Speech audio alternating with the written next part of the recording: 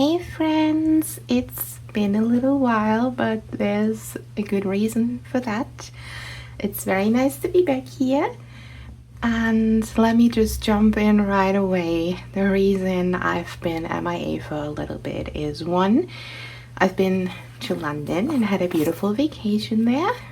And number two, I kind of twisted my knee on our last day in London.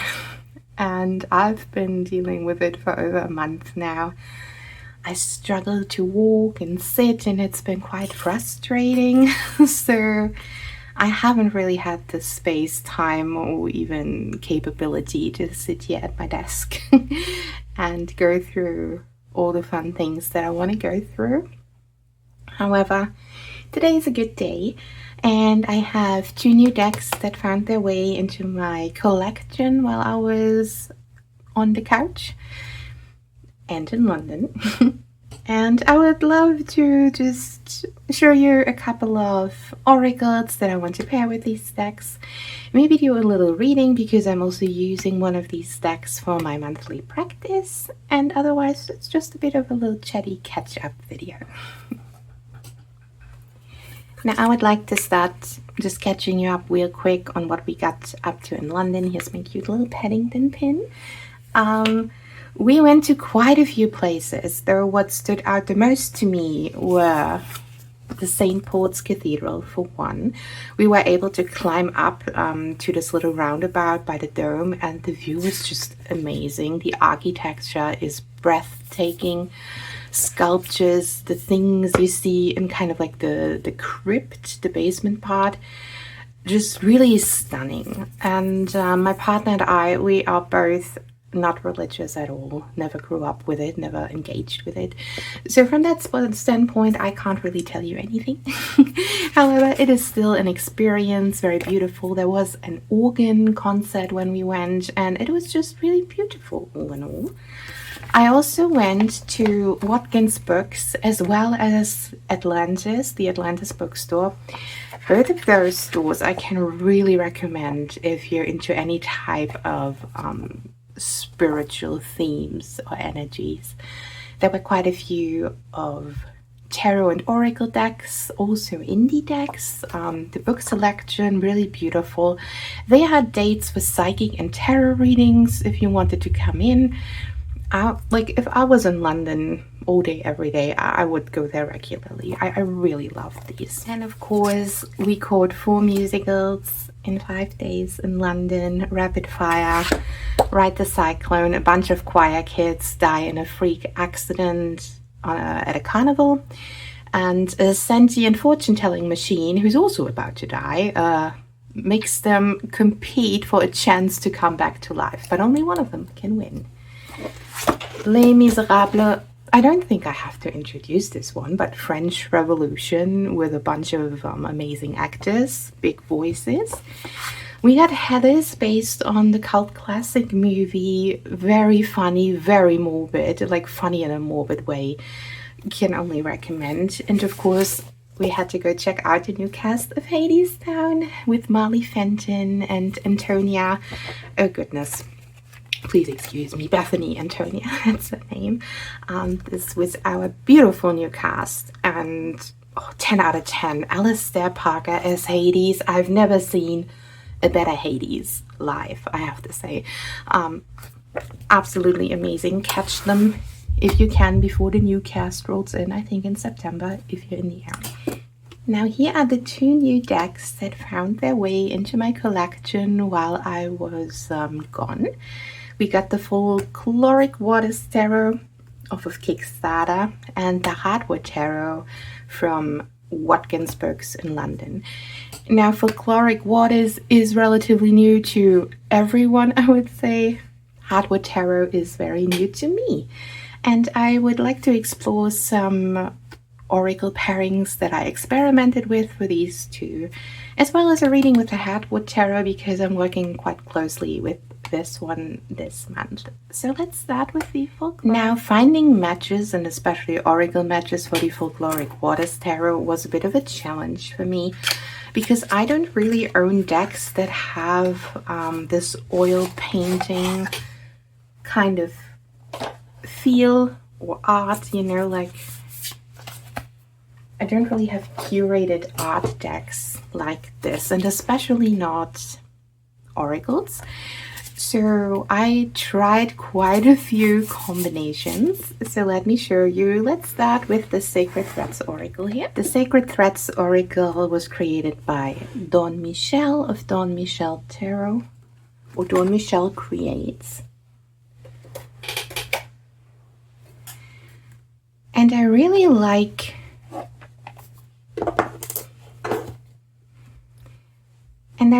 enjoy these two together because this deck is hand painted by Don Michel digitally, I believe. And these two together, I think they have the same moody vibe. They really work together in that sense of creating a bit of a melancholic reading. So when I look at these cards together, I feel quite tapped into my more moody, my more brooding emotions. And with the folkloric waters, I feel like this deck, water, right, lends to the emotional state. And these two just really go well together in that sense. Also, the Sacred Threads pulls in more than, I would say, just water energy. So it has a bit of a grounding presence within all of this watery vibe.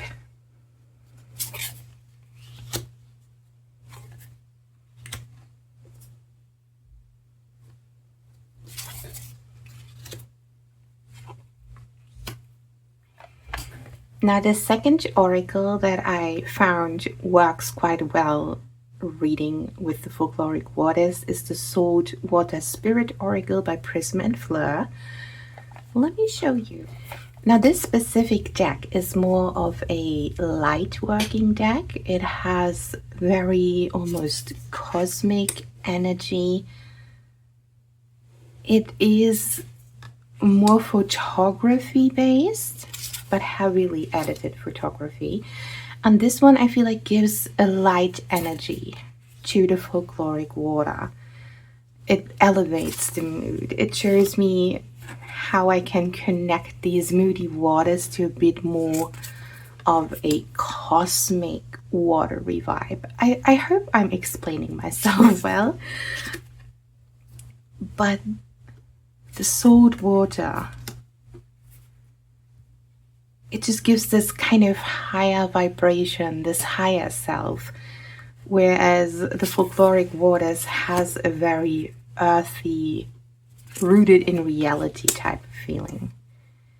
So these two together work for me if I want to work past my moodiness and my emotions that I'm feeling in the moment, when I want to figure out, but how does it serve my higher self?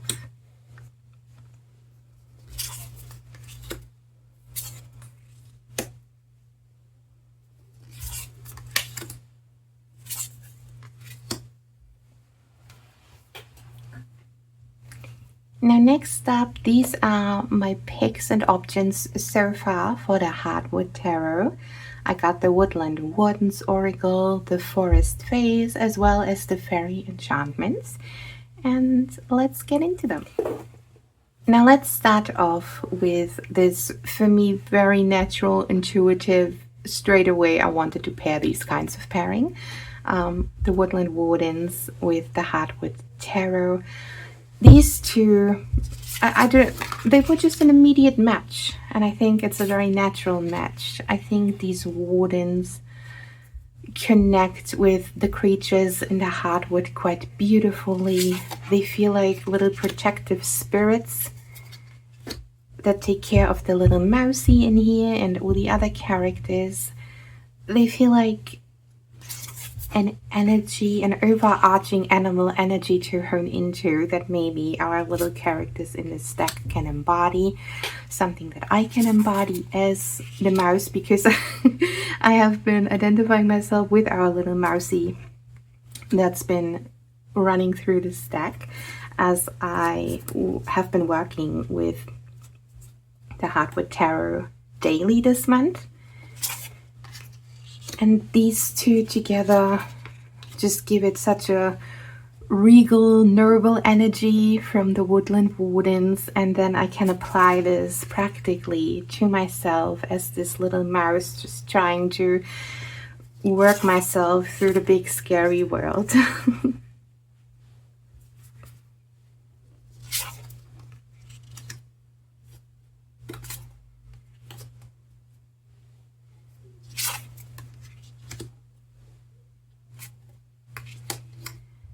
Now, the second pairing that has been working quite potently for me in the Heartwood Tarot are the Fairy Enchantment cards.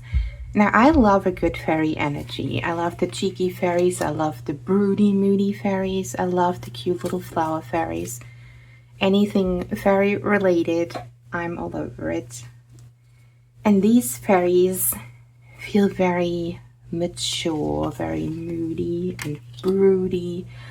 On the backs of these cards, we also get a bunch of correspondences. So those always help to tie in a reading together. My favorite way to read cards is through the artwork, I have to say. So I love to get my messages, intuitions of the artwork. However, sometimes my brain gets foggy or I don't quite get anything. And then I love buzzwords, I love keywords. I love things like this, where I can work off of more energies than just the artwork. And these two together, they feel like, again, wardens or perhaps guardians of the forest. The fairies feel like that. They feel like a higher energy that ties together the very real, applicable vibes of the Heartwood Tarot.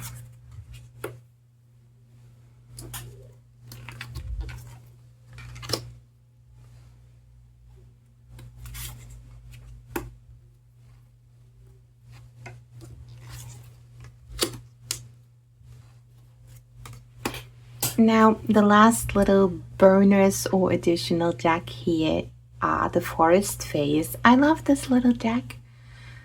It's come in handy so many times. I love the phase in this. I love the messages of the phase in this deck. And these are little companions that have been with me for years now.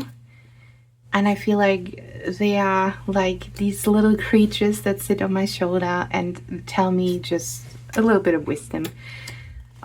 They just tell me what I need to hear right now, what I need to consider right now. And so these are friends that I'm inviting in as I'm exploring the Heartwood Tarot, because we know each other quite well already. I feel like they really helped me to tap into the Heartwood Tarot as well this month, because I already know these guys and I know what they're trying to tell me with their messages most of the time. I mean, they can still surprise me. However, I feel like they are my little guides through this abandoned house, through the Heartwood Tarot, and I always picture them as sitting on my shoulder and you know, we're just having a little chat.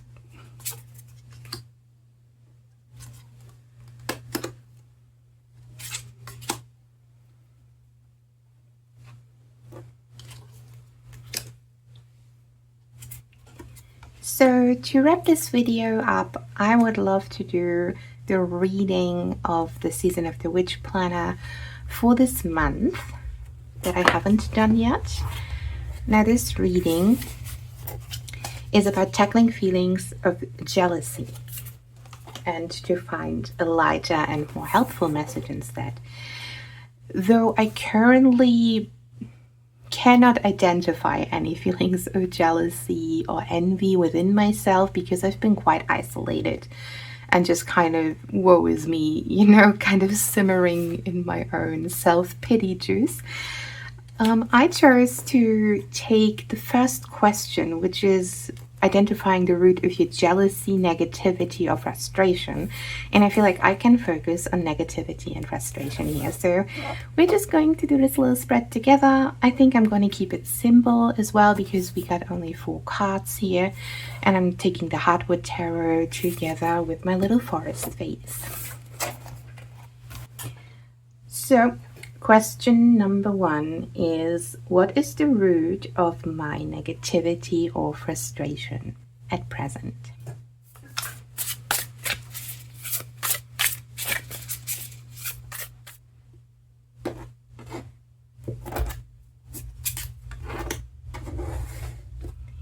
And we got the Page of Swords. Now the Page of Swords tells me that I'm kind of wishing to express myself. I want to whistle down to the world, but I kind of feel very stuck at present. I really want to explore. I want to explore new ideas, new thoughts that I've been having, all of these little flicks that want to be communicated in my brain, like all these little ideas. But I feel quite frustrated and negative about being so stuck at the moment. I feel like I'm just sitting here not quite knowing what to do with myself anymore, and it's quite dark, but I also see like the moon coming in, right? I see the stars of my expression slowly forming again. And I think this video specifically is like a first step for me to get out of this rut and to not be so hermity anymore. But I definitely see my frustration here, that I really would love to express myself and explore my ideas, but I don't know with whom, and just being stuck is quite frustrating for me, and I can't do the things that I want to do. Now question number 2. How can I step into my own radiance and personal power? And I got the 3 of Cups. I think that is so perfect, because the 3 of Cups is about communicating, about sharing my heart space with others, to step back into joy however I can. And again, I'm gonna say this again because I feel like it's gonna be a theme of this reading.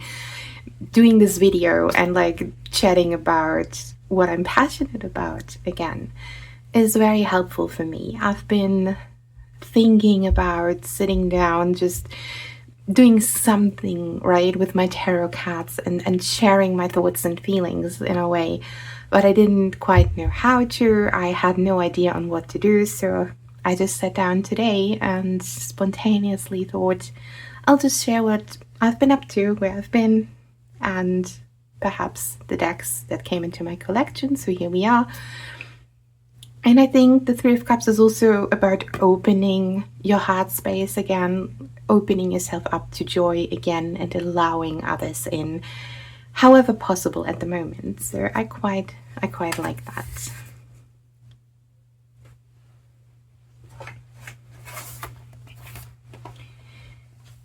Number 3, card number 3 here is, what is a clear sign for me to pause and focus on my own energy? Which is quite interesting because I've been doing so much of that the last month. So let's see what the cards have to say. The 8 of Swords. Of course.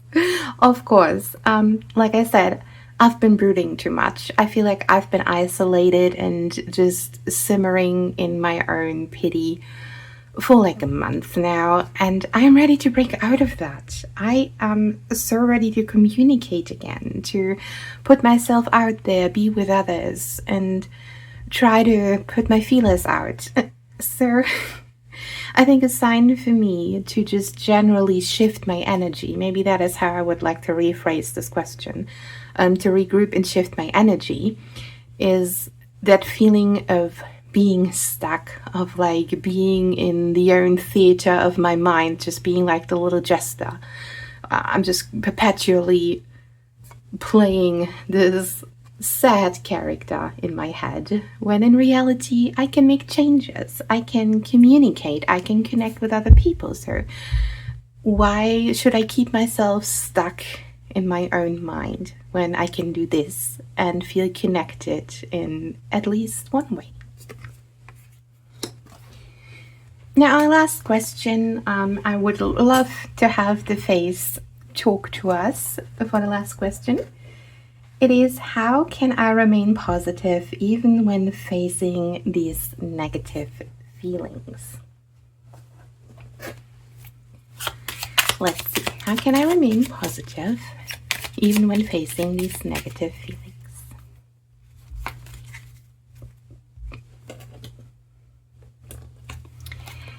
And I got the spiny sister. Take pride in yourself. Oh, that's so cute. And I think, again, very, very fitting for my reading, for my current mood. My spiny little hedgehog sister would like me to know that I'm still worth it. I'm still worth something, right? I still have worth, even when I'm incapacitated for a while. Even though I may make myself feel down, those bad thoughts creeping in, I'm free to take pride in who I am and what I'm achieving, even when I'm currently down for the count. And it is all about communicating and exploring and maybe getting a bit of a higher view, elevate my view, zoom out a bit, and of course enjoy sharing my emotions, enjoy sharing my heart with others. And all of this comes from taking pride in who I am. I'm proud to have traveled as someone with severe social anxiety on the spectrum. It's hard to travel, let me tell you that. So I'm very proud that I have traveled. I'm very proud to have invited 2 new beautiful decks into my collection that already feel like I've been connecting with them on a deeper level. And I'm proud that I'm putting myself out here, that I'm just sharing my practice with others. And I think that is a beautiful message to wrap this reading up, to make me feel a little bit better about myself and my situation. And thank you so much for tagging along, and I hope you have a beautiful day, and I see you soon. And until then, I'll croak you later. Bye.